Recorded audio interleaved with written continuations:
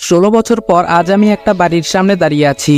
হ্যাঁ, বাড়িটা আমার নিজের বাবার বাড়ি। আপনারা ভাবছেন তো নিজের বাবার বাড়িতে কেউ 16 বছর বাদে বাড়ির সামনে দাঁড়িয়ে আছে, কিন্তু কেন? তাহলে আসেন ঘটনাটা একটু বলি, পুরোটা গল্পের মাঝে জেনে নিতে পারবেন। আমি আদিব আল ইহসান, আমরা দুই ভাই ও এক বোন। আমি মেজো, ভাইয়া বড় আর ছোট বোন আরিশফা। বাবা এই শহরের নামকরা বিজনেসম্যান আফজাল আল ইমরান। মা একটা সরকারি কলেজের প্রিন্সিপাল। মায়ের পেশাটা শখের বশে পালন করা। ভাইয়া আশরাফ আল ইহসান আমার 3 বছরের বড়, আর বোনটি আমার 4 বছরের ছোট। ভাইয়া ছোট থেকেই আমাকে খুব একটা সহ্য করতে পারে না। যেহেতু বাবা মা দুজনেই ব্যস্ত মানুষ, তাই আমরা তাদের সংস্পর্শ খুব কমই পেতাম। বাসায় সার্ভেন্টরা আমাদের দেখাশোনা করত।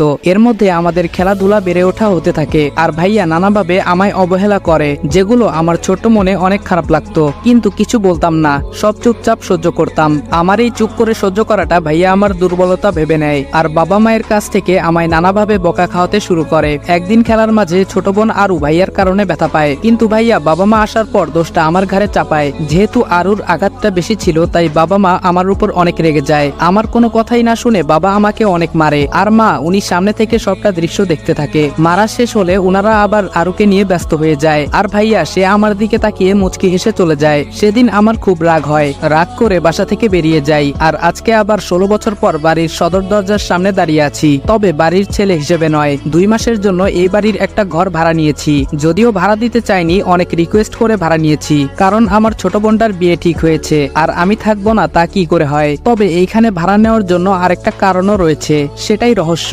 আমি কলিং বেল চাপতেই একজন ভদ্রমহিলা দরজা খুলে দিলেন। আমার বুঝতে বাকি রইল না ইনি আমার মা। খুব ইচ্ছে করছে মাকে জড়িয়ে ধরি, কিন্তু না, আমার ভিতরে অনেক অভিমান জমে আছে। এত সহজে তা ভুলে যাই কি করে? আমার কাজের জন্য চাইলে অন্য বাড়ি ভাড়া নিতে পারতাম, কিন্তু ছোট বোনটার জন্য বারবার মন বলছে এই বাড়িতেই থাকবো। মা বলল, কে তুমি বাবা, কাকে চাও? আমি বললাম, আমি রাজ। আসলে আন্টি, মিজান সাহেব আমার জন্য এই বাড়িতে 2 মাসের জন্য একটা ঘর চেয়েছেন।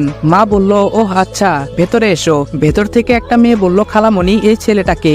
মা বলল, কে এই ছেলেটা? ও আমাদের বাড়িতে 2 মাসের জন্য থাকবে। বুঝতে পারলাম উনি আমার খালাতো বোন, ঈশিতা জামান ঈশি। ভ্রু কুচকে আমার দিকে তাকিয়ে কোথায় যেন চলে গেল। উনার পরিচয়টা একটু দিয়ে নেই, উনি আমার খালামণির মেয়ে ঈশিতা জামান। আমি যখন এই বাড়িতে ছিলাম তখন খালামণিরা আমেরিকায় ছিলেন, কখন দেশে এসেছেন কে জানে। যাই হোক, বাদ দিন, আমরা সামনে এগোই। মা বলল, আরু এই আরু